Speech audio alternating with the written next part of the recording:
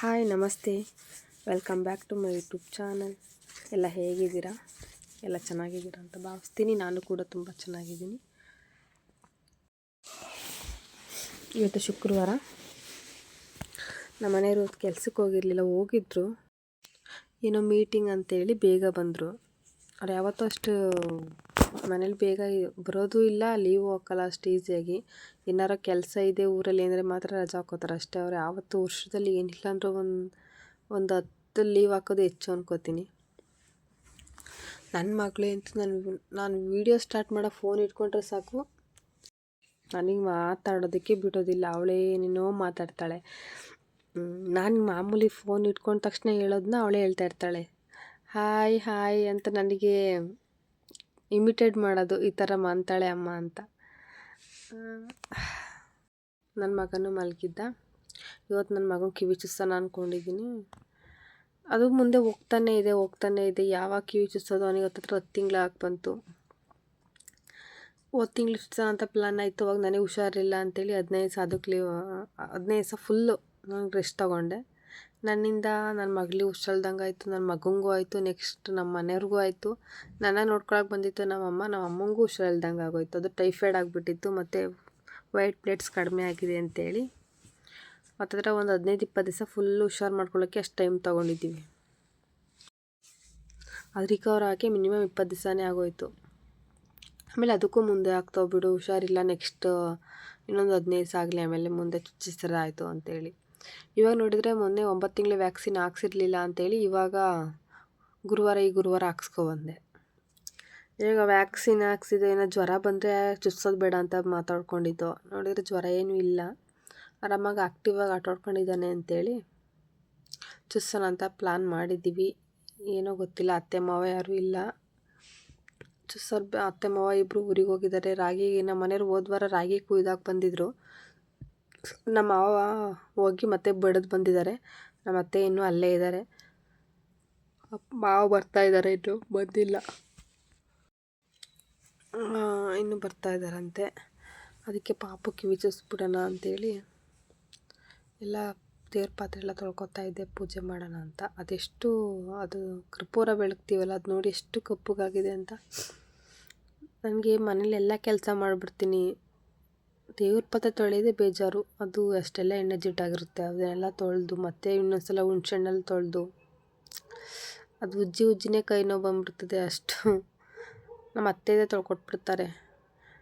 ನಾನೇ ಅಲ್ವಾ ಅಂತೇಳಿ ವಾರ ಏನು ತೊಳೆಯಲ್ಲ ನಾನು, 15 ದಿವಸಕ್ಕೊಂದು ಸಲ ಆವಾಗಲೇ ತೊಳೆಯೋದು.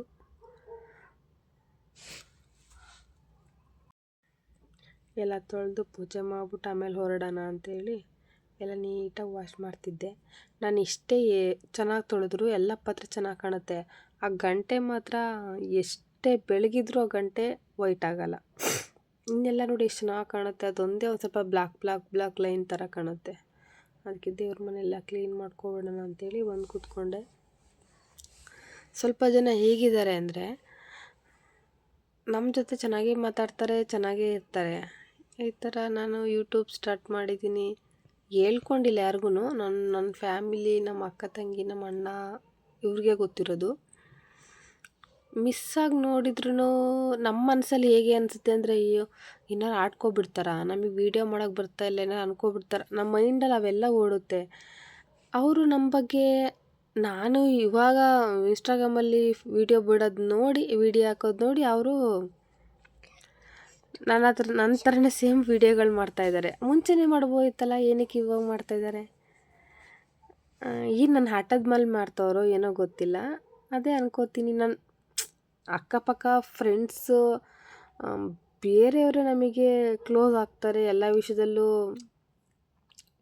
ಮಾಡ್ತೀಯ ಅಂತ ನಮಗೊಂದು ಹೇಳ್ಕೊಡ್ತಾರೆ. ಆದರೆ ನಮ್ಮ ಫ್ಯಾಮಿಲಿ, ನಮ್ಮ ರಿಲೇಷನ್ ಅವರೇ ಈ ಥರ ಎಲ್ಲ ನಮಗೆ ಹಿಂದೆಯಿಂದನೇ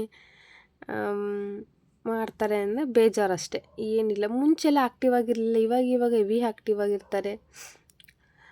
ನಾನು ಬಿಡೋ ವೀಡಿಯೋಗಳನ್ನೇ ಅವ್ರನ್ನೂ ಅದೇ ಸಾಂಗಿಗೆ ಬಿಡೋದಂತೆ. ಏನೋಪ್ಪ ನಮಗೆಲ್ಲ ಆ ಥರ ಅನ್ಸೋದು ಇಲ್ಲ. ಒಂದು ಸಲ ಅನಿಸುತ್ತೆ ನಿಜವಾಗ್ಲೂ ನಾನು ಇಷ್ಟೊಂದು ಸಬ್ಸ್ಕ್ರೈಬರ್ ಮಾಡ್ತೀನಿ ಅವ್ರ ಮುಂದೆ ಅಟಚಲವಾಗಿ ವೀಡಿಯೋ ಸ್ಟಾರ್ಟ್ ಮಾಡ್ತೀನ, ಯೂಟ್ಯೂಬ್ ಮುಂದೆ ನಾನು ಒಂದು ಯೂಟ್ಯೂಬ್ ಚಾನಲ್ ದೊಡ್ಡದಾಗಿ ತಗೋತೀನ ಅಂತ ಅನಿಸುತ್ತೆ. ಇನ್ನೂ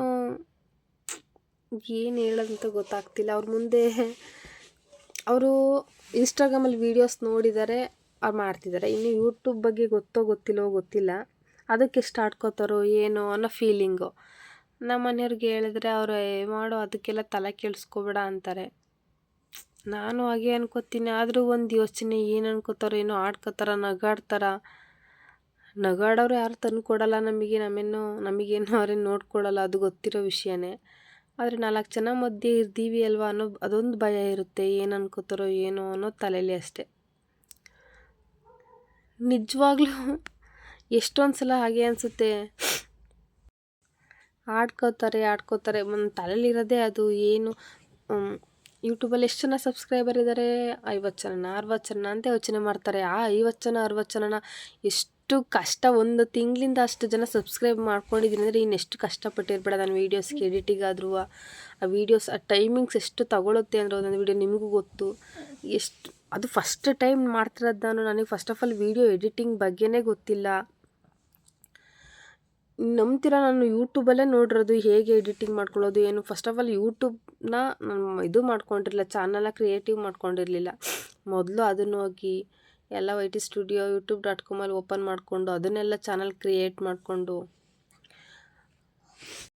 ಆಮೇಲೆ ಯೂಟ್ಯೂಬಲ್ಲೇ ನೋಡಿಕೊಂಡು ಯಾವ ಆ್ಯಪ್ ಚೆನ್ನಾಗಿ ಎಡಿಟ್ ಮಾಡ್ಬೋದು ಅಂತೇಳಿ ಎಷ್ಟು ಕಷ್ಟಪಟ್ಟಿದ್ದೀನಿ ಅಂದರೆ, ಸ್ಟಾರ್ಟಿಂಗ್ ಒಂದು 3-4 ವೀಡಿಯೋ ಎಡಿಟ್ ಮಾಡೋಷ್ಟಿಗೆ ನಿಜವಾಗ್ಲೂ ಈ ಯೂಟ್ಯೂಬೇ ಬೇಡ, ಅದು ಯಾಕೆ ಬೇಕಪ್ಪ ಇದು ಅಂತ ಅನಿಸ್ಬಿಡುತ್ತೆ. ಆಮೇಲೆ ಮಾಡೋಣ, ಏನಕ್ಕೆ ಬಿಡಬೇಕು, ಮಾಡೋ ಒಂದು ವಾರ ವೀಡಿಯೋ ಬಿಟ್ಟು ಒಂದು ವಾರಕ್ಕೇ ಬಿಟ್ಬಿಟ್ರೆ ಆಡ್ಕೊಳ್ಳೋರು ತುಂಬ ಜನ ಇನ್ನೂ ಜಾಸ್ತಿನೇ ಆಗಿಬಿಡ್ತಾರೆ ಅಂತೇಳಿ ಮಾಡ್ತಾಯಿದ್ದೀನಿ. ಅದು ತುಂಬ ಕಷ್ಟ ಮಾತ್ರ. ವೀಡಿಯೋ ಎಡಿಟಿಂಗೆಲ್ಲ ಎಷ್ಟು ಹಿಂಸೆ ಆಗುತ್ತೆ. ನನಗಿರೋ 2 ಮಕ್ಕಳನ್ನ ಮೇಂಟೈನ್ ಮಾಡಿಕೊಂಡು ಆ ಟೈಮಿಂಗ್ಸಿ ಅವಳು ನನ್ನ ಮಗಳನ್ನ 8 ಗಂಟೆ ಅಷ್ಟು ಸ್ಕೂಲಿಗೆ ಕಳಿಸಿ, ನೆಕ್ಸ್ಟ್ ನನ್ನ ಮಗ ಅವನಿಗೆ ಊಟ ಮಾಡಿಸಿ, ಅವನಿಗೆ ಸ್ನಾನ ಮಾಡಿಸಿ, ಅವನಿಗೆ ಮಲಗಿಸಿ, ನಾವು ತಿಂಡಿ ತಿಂದು ನಾವು ರೆಸ್ಟ್ ಮಾಡೋಷ್ಟಿಗೆ 12:30 1 ಅವರ್ ಸುಮ್ಮನೆ ಹಂಗೆ ಮನೆಕೊಂಡ್ರು 2 ಗಂಟೆ ಅಷ್ಟೇ ನನ್ನ ಮಗಳು ಬಂದುಬಿಡ್ತಾಳೆ. ಮತ್ತೆ ಅವಳನ್ನ ಕರ್ಕೊಂಡು ಅವಳನ್ನೆಲ್ಲ ರೆಡಿ ಮಾಡಿಸಿ, ಅವಳಿಗೆ ಊಟ ಮಾಡಿಸಿ, ನೆಕ್ಸ್ಟ್ ನನ್ನ ಮಗುನ ಎತ್ಕೊಂಡು ಅವನಿಗೆ ಊಟ ಮಾಡಿಸಿ, ನಾವು ಊಟ ಮಾಡೋಷ್ಟು 4 ಗಂಟೆ. ಈ ಟೈಮಲ್ಲಿ ಗ್ಯಾಪಲ್ಲಿ ಈ ವೀಡಿಯೋಸ್ ಎಲ್ಲ ಹೇಗೆ ಮಾಡ್ತೀನಿ, ಎಡಿಟ್ ಮಾಡ್ತೀನಿ. ನಿಜವಾಗ್ಲೂ ನನಗೆ ಎಡಿಟ್ ಮಾಡ್ತೀನಿ ಅನ್ನೋದೇ ನಂಗೆ ತಲೆ ಇರಲಿಲ್ಲ. ನಮ್ಮ ಹಸ್ಬೆಂಡ್ಗೆ ಎಷ್ಟು ಸಲ ಕೇಳಿದ್ದೀನೋ, ರೀ ಯಾರನ್ನಾದರೂ ಕೇಳಿ ನೀವು ಫ್ರೆಂಡ್ಸ್ನ ಯಾವ ಥರ ಅಂತ ಕೇಳ್ಕೊಳ್ಳಿ ಅಂತ. ಲಾಸ್ಟ್ ನಮ್ಮ ಮನೆಯವ್ರು ನೀನೇ ಯೂಟ್ಯೂಬಲ್ಲಿ ನೋಡ್ಕೊ, ಸುಮ್ಮನೆ ಅವ್ರನ್ನೆಲ್ಲ ಕೇಳೋದು ಅಂತೆಲ್ಲ ಹೇಳ್ತಾಯಿದ್ರು ಅಂತೇಳಿ ನಾನೇ ಯೂಟ್ಯೂಬಲ್ಲಿ ಚೆಕ್ ಮಾಡಿದೆ. ನಿಜವಾಗ್ಲೂ ಪ್ರತಿಯೊಂದು ವೀಡಿಯೋ ಎಡಿಟಿಂಗ್ ನಾನು ಫೋನಲ್ಲೇ ನೋಡ್ಕೊಂಡಿದ್ದೀನಿ. ನಾನು ಯಾರ ಹತ್ರನೂ ಕೇಳಿಸ್ಕೊಂಡಿಲ್ಲ. ನನಗೆ ಫೋಟೋಸು ಹಾಕಿ ನನಗೆ ಎಡಿಟಿಂಗ್ ಮಾಡೋಕ್ಕೆ ಬರ್ತಿರ್ಲಿಲ್ಲ. ಇವಾಗ ತಕ್ಕಮಟ್ಟಿಗೆ ತಮ್ನೈಲು ಎಷ್ಟು ಕಷ್ಟಪಟ್ಟಿದ್ದೀನಿ ಅಂದರೆ ತಮ್ನೈಲ್ ಕ್ರಿಯೇಟ್ ಮಾಡೋದಕ್ಕೆ ನಿಜವಾಗ್ಲೂ ಅಳುನೇ ಬರುತ್ತೆ. ಅಪ್ಪ, ನಾನು ಇನ್ಶಾರ್ಟಲ್ಲಿ ಫಸ್ಟ್ ನಮ್ಮ ತಮ್ನೈಲೆಲ್ಲ ಗೊತ್ತಿಲ್ಲ ಹೇಗೆ ಕ್ರಿಯೇಟ್ ಮಾಡ್ಕೋಬೇಕು ಅಂತ. ಸುಮ್ಮನೆ ಫೋಟೋ ತಕ್ಕೊಂಡು ಇನ್ಸ್ಟಾಗ್ರಾಮಿಗೆ ಹೋಗೋದು, ಆ್ಯಡ್ ಸ್ಟೋರಿನ ಫೋಟೋ ಕೂರಿಸ್ಬಿಟ್ಟು ಅಲ್ಲೇ ಬರೆದ್ಬಿಡೋದು ಕಲರಿಂಗ್ಸ್ ತೊಗೊಂಡು, ಅದು ನಂಬರ್ನ ಮತ್ತೆ ಸ್ಕ್ರೀನ್ಶಾಟ್ ಬಿಟ್ಟು ಅದನ್ನೇ ಸೇವ್ ಮಾಡ್ಕೊಬಿಡೋದು, ಅದನ್ನೇ ಕಟ್ ಮಾಡಿ ಮತ್ತೆ ತಮ್ನೈಲ್ ಕೂರಿಸ್ಕೊಳ್ಳೋದು. ಈ ಥರ ಮಾಡ್ತಾಯಿದ್ದೆ. ಒಂದು 2-3 ವೀಡಿಯೋಗೂ ಹಾಗೆ ಮಾಡಿದ್ದೀನಿ ಅನಿಸುತ್ತೆ. ಆಮೇಲೆ ಇನ್ಸ್ಟಾರ್ಟಲ್ಲಿ ಪಕ್ಕನೇ ಇತ್ತು ಆಪ್ಷನ್ ಅಂತೇಳಿ ಅದರಲ್ಲಿ ಒಂದು 2-3 ವೀಡಿಯೋ ಮಾಡಿಕೊಂಡೆ. ಆಮೇಲೆ ಇದು ಯಾಕೋ ಚೆನ್ನಾಗಿ ಬರ್ತಾಯಿಲ್ಲ. ಆಲ್ಮೋಸ್ಟ್ ಯೂಟ್ಯೂಬಲ್ಲೆಲ್ಲ ಹೇಳೋರು, ನಿಮ್ಮ ತಮ್ನೈಲ್ ನೋಡಿ ಅವ್ರು ವೀಡಿಯೋ ನೋಡೋಕ್ಕೆ ಬರೋದು, ಅದು ಚೆನ್ನಾಗಿ ಅಟ್ರಾಕ್ಟಿವ್ ಆಗಿರಬೇಕು, ಕ್ರಿಯೇಟಿವ್ ಚೆನ್ನಾಗಿ ಕಾಣಬೇಕು, ಆ ಥರ ಮಾಡಿ ಅಂತ. ಆಮೇಲೆ ಇನ್ನೊಂದು ಆ್ಯಪೇ ಡೌನ್ಲೋಡ್ ಮಾಡಿಕೊಂಡೆ. ಅದು ಅಂತೇನೋ ಬರುತ್ತೆ. ಆ್ಯಪೇ ಡೌನ್ಲೋಡ್ ಮಾಡಿಕೊಂಡು ಆ್ಯಪಲ್ಲಿ ತಮ್ನೈಲ್ ಕ್ರಿಯೇಟ್ ಮಾಡ್ಕೊಳ್ಳೋದು, ಅದು ಫೋಟೋಸ್ ಕೂರಿಸೋದು, ಆ ನೇಮ್ ಕೂರಿಸೋದು. ಇವಾಗೆಲ್ಲ ಪರವಾಗಿಲ್ಲ, ಒಂದು 2-3 ವೀಡಿಯೋ ಹಾಗೆ ಮಾಡ್ಕೊಂಡಿದ್ದೀನಿ. ಆದರೆ ಅಷ್ಟೊಂದೇನು ವೀಡಿಯೋ ಇಲ್ಲ. ನಾನು ಮಾಮೂಲಿ ಇನ್ಸ್ಟಾಗ್ರಾಮಲ್ಲಿ ಫೋಟೋ ಕೂರಿಸಿ ಅದ್ರಲ್ಲಿ ಬರೆದಿರೋದನ್ನು ಕ್ಲಿಕ್ ಆಗಿರೋ ವೀಡಿಯೋಸ್ಟು ಇದ್ಯಾವುದೂ ಕ್ಲಿಕ್ ಆಗಿಲ್ಲ. ನೋಡೋಣ, ನಮಗೂ ಒಂದು ಟೈಮ್ ಬರುತ್ತೆ ಅಲ್ವಾ, ಅಲ್ಲಿವರೆಗೂ ಕಾಯೋಣ ಅಂತೇಳಿ ಸುಮ್ಮನಾದೆ. ಫೋಟೋ ಎಲ್ಲ ಕ್ಲೀನ್ ಮಾಡಿಕೊಂಡು ಎಲ್ಲದಕ್ಕೂ ನಾಮ ಎಲ್ಲ ಇಟ್ಕೊಂಡು ರೆಡಿ ಮಾಡ್ಕೊತಾ ಇದ್ದೀನಿ. ಇವತ್ತು ಫ್ರೈಡೇ ಆಗಿರೋದ್ರಿಂದ ನಾಳೆ ಒಂದೇ ದಿನ ಶನಿವಾರ, ನೆಕ್ಸ್ಟ್ ಭಾನುವಾರ ಮತ್ತೆ ಹಬ್ಬ, ಶಿವರಾತ್ರಿ ಹಬ್ಬನೇ. ಇವತ್ತೆಲ್ಲ ಕ್ಲೀನ್ ಮಾಡ್ಕೊಬಿಟ್ರೆ ಭಾನುವಾರ ಈಸಿ ಆಗುತ್ತೆ. ಬರೀ ಸ್ನಾನ ಮಾಡ್ಕೊಂಡು ಪೂಜೆ ಮಾಡೋದು, ಹೂವು ಏನಾರ ಇದ್ದರೆ ತೆಗ್ದಾಕ್ಬಿಟ್ಟು ಇನ್ನೊಂದ್ಸಲ ಹೂವು ಹಾಕ್ಬಿಟ್ಟು ಪೂಜೆ ಮಾಡೋಣ ಅಂತೇಳಿ ಪ್ಲ್ಯಾನ್ ಮಾಡಿಕೊಂಡು ಭಾನುವಾರ ಒಂದೇ ದಿವಸ ಮಕ್ಳನ್ನ ಇಟ್ಕೊಂಡು ಮಾಡೋದಕ್ಕಾಗಲ್ಲ. ಅತ್ತೆ ಬೇರೆ ಇಲ್ಲ, ಅತ್ತೆ ಊರಲ್ಲಿದ್ದಾರೆ. ಅದಕ್ಕೋಸ್ಕರ ತುಂಬ ಹಿಂಸೆ ಆಗುತ್ತೆ ಅಂತೇಳಿ ಇವತ್ತೇ ಎಲ್ಲ ಪ್ಲ್ಯಾನ್ ಮಾಡಿ ಎಲ್ಲ ದೇವ್ರ ಮನೆ ಎಲ್ಲ ಕ್ಲೀನ್ ಮಾಡ್ಕೊತಾ ಇದ್ದೀನಿ. ಇವತ್ತೇ ಪೂಜೆ ಮಾಡಿಬಿಟ್ರೆ ಶಿವರಾತ್ರಿ ಹಬ್ಬಕ್ಕೆ ತುಂಬ ಈಸಿ ಆಗುತ್ತೆ ಅಂತೇಳಿ ದೇವ್ರ ಪಾತ್ರೆ ಎಲ್ಲ ನೀಟಾಗಿ ಕ್ಲೀನ್ ಮಾಡಿಕೊಂಡು ಮೊದಲು ಕಾಟನ್ ಬಟ್ಟೆಲಿ ಒರೆಸ್ಕೋಬೇಕು. ಇಲ್ಲಾಂದರೆ ಹಂಗೆ ಇಟ್ಬಿಟ್ರೆ ಹಂಗೆ ಬರೆ ಬಂದುಬಿಡುತ್ತೆ. ನೀಟಾಗಿ ದೇವ್ರ ಪಾತ್ರೆಗಳನ್ನ ತೊಳೆದ್ಮೇಲೆ ಕಾಟನ್ ಬಟ್ಟೆಲಿ ನೀಟಾಗಿ ಒರೆಸ್ಕೋಬೇಕು. ಅದು ನೀಟಾಗಿ ಒಣಗಬೇಕು, ಇಲ್ಲಾಂದರೆ ಬರೆ ಹಾಗೆ ಕಾಣುತ್ತೆ. ನಾವು ಎಷ್ಟೇ ತಿಕ್ಕಿ ಎಷ್ಟೇ ಮಾಡಿದರೂ ಏನೂ ಯೂಸ್ ಇಲ್ಲ, ಹಂಗಾಗ್ಬಿಡುತ್ತೆ. ಯೂಟ್ಯೂಬ್ ಸ್ಟಾರ್ಟ್ ಮಾಡಿ ಇವತ್ತಿಗೆ ಒಂದು ತಿಂಗಳಾಯಿತು. 60 ಜನ ಸಬ್ಸ್ಕ್ರೈಬರ್ ಆಗಿದ್ದಾರೆ. ಖುಷಿ ಆಗ್ತಿದೆ, ತುಂಬ ಖುಷಿ ಆಗುತ್ತೆ. ನನ್ನ ವೀಡಿಯೋಸ್ಗೂ ಲೈಕ್ ಮಾಡಿ ಸಬ್ಸ್ಕ್ರೈಬ್ ಆಗಿದ್ದಾರಲ್ಲ ಅನ್ನೋದೇ ಖುಷಿ. ಒಂದು ತಿಂಗಳಿಗೆ 60 ಜನ, ನನಗೆ ತುಂಬ ಖುಷಿ ಆಗ್ತಿದೆ. ಇನ್ಸ್ಟಾಗ್ರಾಮಲ್ಲಿ ಈಸಿ ಮಾಡ್ಬೋದು, ಫಾಲೋವರ್ಸ್ನ ತೊಗೋಬೋದು. ಆದರೆ ಯೂಟ್ಯೂಬಲ್ಲಿ ಅಷ್ಟು ಈಸಿ ಎಲ್ಲ ತೊಗೊಳ್ಳೋದು. ಆ ಯೂಟ್ಯೂಬಲ್ಲಿ ಒಂದೊಂದು ವ್ಯೂಸು ಎಷ್ಟು ಕಷ್ಟದಿಂದ ಬರುತ್ತೆ ಅಂದರೆ, ಒಂದೊಂದು ವೀಡಿಯೋ ಎಷ್ಟು 15 ನಿಮಿಷ 20 ನಿಮಿಷ 12 ನಿಮಿಷ ವೀಡಿಯೋಗಳು ಹಾಕಿದ್ರು 10 ರಿಂದ 12 ಜನ ಅಷ್ಟೇ ನೋಡೋದು. ತುಂಬ ಬೇಜಾರಾಗುತ್ತೆ. ಇನ್ಸ್ಟಾಗ್ರಾಮ್ ಹಂಗಲ್ಲ, ಅಟ್ಲೀಸ್ಟ್ ಒಂದು 400-500 ಜನಕ್ಕಾದರೂ ಹೋಗುತ್ತೆ. ಇದರಂತೂ ಪ್ರಾಮಿಸ್ ಆಗೋದಿಲ್ಲ. ಮಾಡಿಕೊಂಡೆ, ಆದರೆ ಹೂವು ಇರಲಿಲ್ಲ ಅಂತೇಳಿ ನಮ್ಮ ಮನೆಯವ್ರಿಗೆ ನಡೀರಿ ಹೂವು ತೊಗೊಂಡು ಬಂದುಬಿಡೋಣ ಅಂತೇಳಿ ಪ್ಲ್ಯಾನ್ ಮಾಡಿಕೊಂಡು ತೊಗೊಬಂದು ಕೊಟ್ಟರು. ಅವರು ತೊಗೊಬಂದು ಕೊಟ್ಟರು. ನೀನೇನು ಬರಬೇಡ, ನಾನು ತೊಗೊಬಂತ ಅವ್ರು ತೊಗೊಬಂದರು. ಆಮೇಲೆ ನಾನೆಲ್ಲ ಪೂಜೆ ಎಲ್ಲ ಮಾಡಿ ನನ್ನ ಮಗನ ರೆಡಿ ಮಾಡೋಣ ಅಂತೇಳಿ ರೆಡಿ ಮಾಡ್ತಾಯಿದ್ದೆ. ರೆಡಿ ಮಾಡಿ ಕರ್ಕೊಂಡು ಹೋದೋ ಕಿವಿ ಚೂಸೋಕ್ಕೆ ಅಂತೇಳಿ. ಪಾಪ ಎಷ್ಟು ಕ್ಯೂಟಾಗಿ ಕಾಣ್ತಿದ್ದಾರೆ ನೋಡಿ. ಅದೇನು ಹೇಳ್ತಾನೋ ಏನೋ ನಿಜವಾಗ್ಲೂ ಗೊತ್ತಿಲ್ಲ. ನಾನು ನಮ್ಮ ಮನೆಯವರು, ನನ್ನ ಮಗ, ನನ್ನ ಮಗಳು 4 ಜನ ಹೋಗ್ತಾಯಿದ್ದೀವಿ. ನೋಡೋಣ ಏನು ಹೇಳ್ತಾನೋ ಏನೋ ಅಂತೇಳಿ. ನಿಜವಾಗ್ಲೂ ಅಳ್ತಾನೆ, ಯಾಕಂದರೆ ಸ್ವಲ್ಪ ಸೆನ್ಸಿಟಿವ್, ಅಷ್ಟೊಂದೇನಿಲ್ಲ, ನನ್ನ ಮಗಳಷ್ಟೇನಿಲ್ಲ. ತುಂಬ ಸ್ವಲ್ಪ ಸ್ಟ್ರಾಂಗ್ ಇದ್ದಾನೆ. ನನ್ನ ಮಗಳಷ್ಟೇನು ಸೆನ್ಸಿಟಿವ್ ಏನಿಲ್ಲ. ಹಂಗೂ ಹಿಂಗೂ ಚುಚ್ಚಿದ್ರು. ಯಪ್ಪ ಎಷ್ಟು ಹೊತ್ತ ಅಂದರೆ ನನಗೆ ಅಂತೂ ತುಂಬ ಬೇಜಾರಾಗೋಯ್ತು. ನಮ್ಮ ಮನೆಯವ್ರು ಹಿಡ್ಕೊಂಡು ಕೂತಿದ್ದಾರೆ. ಅದು ಲಾಕ್ ಮಾಡೋಕ್ಕೆ ಬಿಡ್ತಾಯಿಲ್ಲ, ಇಟ್ಕೊಂಡು ತಳ್ತಾ ಇದ್ದಾನೆ. ಆ ಅಂಕಲ್ನೇ ಇಟ್ಕೊಂಡು ತಳ್ತಾ ಇದ್ದಾನೆ. ಪಾಪ ತುಂಬ ಹತ್ಬಿಟ್ಟ. ನಂಗೆ ಅದೇ ಬೇಜಾರು. ನನ್ನ ಮಗಳು ಅಲ್ಲೇ ಕೂತ್ಕೊಂಡು ನೋಡ್ತಾ ಇದ್ದಾಳೆ. ನಮ್ಮ ಮನೆಯವ್ರ ಆಮೇಲೆ ಒಂದು ಕಡೆ ಚುಚ್ಚಿದ ಮೇಲೆ ಒಂದು 5 ನಿಮಿಷ ತಡೀರಿ ಅಂಕ, ಸ್ವಲ್ಪ ಸಮಾಧಾನ ಮಾಡ್ತೀನಿ ಅಂತೇಳಿ ಒಂದು 10 ನಿಮಿಷ ಕೂರಿಸ್ಕೊಂಡು ಸಮಾಧಾನ ಮಾಡ್ತಾಯಿದ್ರು. ಆಮೇಲೆ ನೆಕ್ಸ್ಟ್ ಈ ಕಡೆ ಚುಚ್ಚಕ್ಕೆ ಸ್ಟಾರ್ಟ್ ಮಾಡಿದರು. ನೋಡಿ, ಅಲ್ಲಿ ಫುಲ್ ಸುಸ್ತಾಗ್ಬಿಟ್ಟಿದ್ದಾನೆ. ಇತ್ತು ನಮ್ಮ ಮನೆಯವರೆಲ್ಲ ಕ್ಲೀನ್ ಮಾಡ್ತಾಯಿದ್ದಾರೆ. ಆಮೇಲೆ ಅದೇನೋ ಶಾಸ್ತ್ರ ಮಾಡಬೇಕು ಅಂತೇಳಿ ಕೊಬ್ಬರಿ ತೊಗೊಂಡು ಅದೇನೇನೋ ಈ ಥರ ಎಲ್ಲ ಮಾಡ್ತಾಯಿತ್ತು ಅಂಕಲ್ಲು. ಖುಷಿ ಆಯ್ತು ಇವನ್ನೆಲ್ಲ ನೋಡೋಕ್ಕೆ. ಮತ್ತು ನೆಕ್ಸ್ಟ್ ನನ್ನ ಮಕ್ಕನ ಪಾಪು ಇದೆ, ಅದನ್ನು ನೋಡ್ಬೋದು ಅಷ್ಟೇ, ಈ ಥರ ನೆಕ್ಸ್ಟ್ ಫಂಕ್ಷನ್ನ. ಆಮೇಲೆ ಅಪ್ಪ ಮಗ ಮನೆಗೆ ಬಂದು ಫೋಟೋಸ್ ಒಂದು 2-3 ಫೋಟೋಸ್ ತೆಗಿ ಅಂತೇಳಿ ತೆಗೆಸ್ಕೊತಾಯಿದ್ರು. ನಾನು ತೆಗ್ದೆ. ಈ ಫೋಟೋ ಚೆನ್ನಾಗಿ ಬಂದಿದೆ ಅಲ್ವಾ.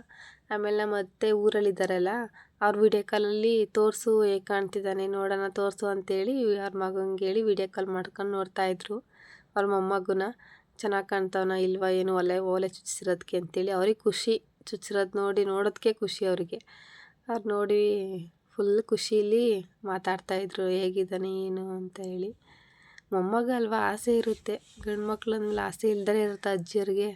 ನನ್ನ ಮಗನಿಗೆ ಅವ್ರ ಅಪ್ಪಂದು ಹೆಡ್ಫೋನ್ ಮೇಲೆ ಕಣ್ಣು. ಅದಕ್ಕೆ ಯಾವಾಗಲೂ ಅದೊಂದೇ ಇದ್ರೆ ಸಾಕು ಅವನಿಗೆ. ನನ್ನ ಮಗಳು ಇಸ್ಕೊಂಡ್ಲು ಫೋನನ್ನು, ಮಗಳು ಮಾತಾಡ್ತಾಯಿದ್ಲು ಅವ್ರ ಅಜ್ಜಿ ಜೊತೆ. ನಮ್ಮ ಮಗಳು ಇಸ್ಕೊಂಡು ಅವಳು ಮಾತಾಡ್ತಿದ್ದಾಳೆ, ಯಾವಾಗ ಬರ್ತೀಯ ಅಜ್ಜಿ ಏನು ಅಂತೇಳಿ. ಮತ್ತು ಇನ್ನೂ ಬರ್ತೀನಿ, 2-3 ಡೇಸಲ್ಲಿ ಬರ್ತೀನಿ ಅಂತ ಹೇಳ್ತಾಯಿದ್ರು. ವಿಡಿಯೋ ನೋಡಿದ್ದಕ್ಕೆ ತುಂಬ ಥ್ಯಾಂಕ್ಸ್. ಪ್ಲೀಸ್ ಸಬ್ಸ್ಕ್ರೈಬ್ ಆಗಿ.